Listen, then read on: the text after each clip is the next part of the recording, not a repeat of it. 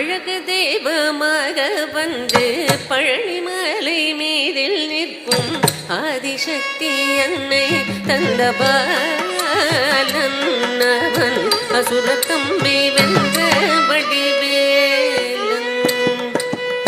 அழகு தெய்வமாக வந்து பழனிமலை மீதில் நிற்கும் ஆதிசக்தி அன்னை தந்த பாலன் அவன் அசுரத்தம்பி வென்ற வடிவேலன்.